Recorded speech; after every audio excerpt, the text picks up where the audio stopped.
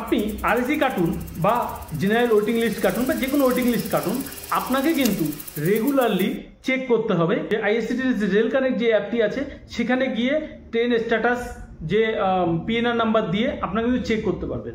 RAC টিকিটের seat number কখন দেওয়া হয়, এইটা নিয়ে একটি বিশাল বড় মানুষের মধ্যে কিন্তু একটা কোয়েশ্চেন তৈরি হয়।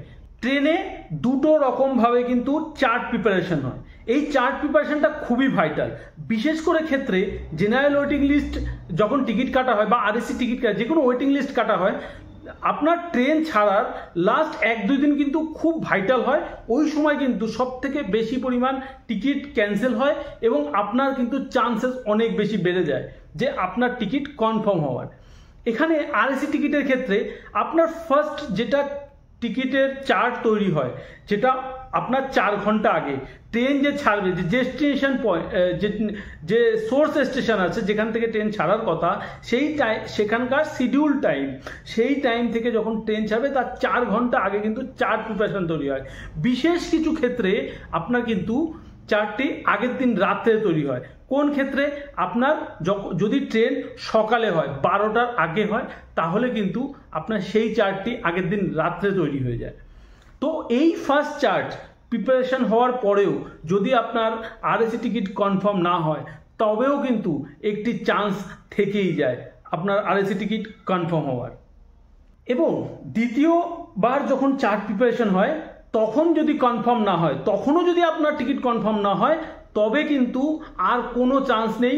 ওই আরএসি টিকিট নিয়েই কিন্তু আপনাকে জার্নি করতে হবে। এই আরএসি টিকিট আপনারা কখন পর্যন্ত ক্যান্সেল করতে পারবেন, এটি নিয়ে আমি একটা ডেডিকেটেড ভিডিও বানিয়ে রেখেছি, আপনারা গিয়ে দেখে আসবেন ওই ভিডিওটি। বোঝা গেল আপনার সেকেন্ড যে চার্ট প্রিপারেশন হয় তারপরে কিন্তু আপনার আর কোনো উপায় নেই। আরএসি সিট যদি কনফার্ম না হয়, আপনাকে কিন্তু ওই আরএসি টিকিট নিয়েই জার্নি করতে হবে। এবার আসি আরএসি সিট কোনটা হয়। দেখুন, ট্রেনের আপনার একটা কিউবিকেলে, একটা কেবিনের আপনার এইদিকে 3টে 6টা, আর এইদিকে কিন্তু সাইড আপার সাইড লোয়ার থাকে। এবং আরএসি টিকিট সব সময় সাইড লোয়ারে হয়। সাইড লোয়ারের আপনারা দেখতে পাবেন যে দুটো এরকম ভাগ করা থাকে, ওই ভাগের মধ্যে দুজনকে দুটো সিট দেওয়া হয়, মানে একটা বড় লম্বা সিটের মধ্যে আপনাকে দুজন বসতে হবে। এখানে অনেক কিছু পয়েন্ট আছে যেগুলো নিয়ে সাধারণত ট্রেনে অনেক ঝামেলা হয়। যদি আপনার যে পার্টনার আছে সে মানে তার সাথে মতবিরোধ হওয়ার চান্সেস কিন্তু অনেক থেকে যায়। এখানে একটি সমস্যা যেটি হচ্ছে টোটাল 3 জন প্যাসেঞ্জার, একজন সাইড আপারে আর 2 জন হচ্ছে সাইড লোয়ারে। এবার সাইড আপারে যে বসে আছে সেও কিন্তু অ্যাজ পার মানে কোনো লিখিত রুল নেই, কিন্তু তে কিন্তু নিচে এসে বসতে পারে। আপনার যে একটা সিটে যে অর্ধেক, সেইখানে আপনাদের দুজনে বসতে হবে এবং উপরের যে মানুষটি আসবে তাকে কিন্তু একটা আধা সিটটা খালি করে দিতে হবে। আপনি যতই ঝামেলা করুন, যাই করুন না কেন, আপনারা কিন্তু কোনো এই বিষয়ে রেলের আরপিএফ বা রেলের তরফ থেকে কোনো রকমের হেল্প পাবেন না। সুতরাং আপনারা এটা জেনে রাখুন যে আপনাকে কিন্তু অ্যাডজাস্ট করতেই হবে। এবার বলি আরএসি সিট নাম্বারটা কখন পাবেন আপনারা। দেখুন, আরএসি যদি আপনার কনফার্ম হয়ে যায় তাহলে সাধারণত আপনার কাছে মেসেজ চলে আসবে যে আপনার সিট নাম্বার বা বগি নাম্বার কোনটা।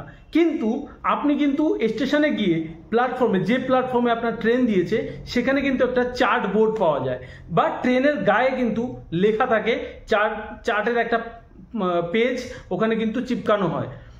তো আপনারা ওখানে গিয়ে চেক করতে পারবেন আপনার নাম, আপনার পিএনআর নাম্বার দিয়ে আপনি কিন্তু ওখানে চেক করতে পারবেন যে আপনার সিট নাম্বার বা বগি নাম্বার কোনটা। তবে শেষ করার আগে একটি কথা বলে দিই, আমার মনে হয়, আমার ব্যক্তিগত মতামত, যে যেহেতু একটি ট্রেনের যে আরএসি প্যাসেঞ্জার সে এবং যে ফুল বার্থ পাচ্ছে সে সমান টাকা দিচ্ছে, সুতরাং আরএসি প্যাসেঞ্জারদের উপর কিন্তু এটা নাইনসাফি। যেহেতু আরএসি প্যাসেঞ্জার স্যাক্রিফাইস করছে, একটি সিটের মধ্যে 2 জন বসছে, সুতরাং রেটের ক্ষেত্রেও কিন্তু কম করা উচিত। আশা করি আজকের ভিডিওটি ভালো লেগেছে। ভিডিওটি ভালো লাগলে লাইক, কমেন্ট, শেয়ার করে দেবেন এবং চ্যানেল নতুন হলে অবশ্যই চ্যানেলটি সাবস্ক্রাইব করে বেল আইকনটি প্রেস করে দেবেন, কারণ এরকম অনেক ইনফরমেটিভ ভিডিও আমি কিন্তু আপনাদের জন্য এনে থাকি। তো আজকের জন্য বাই বাই, ভালো থাকবেন সবাই।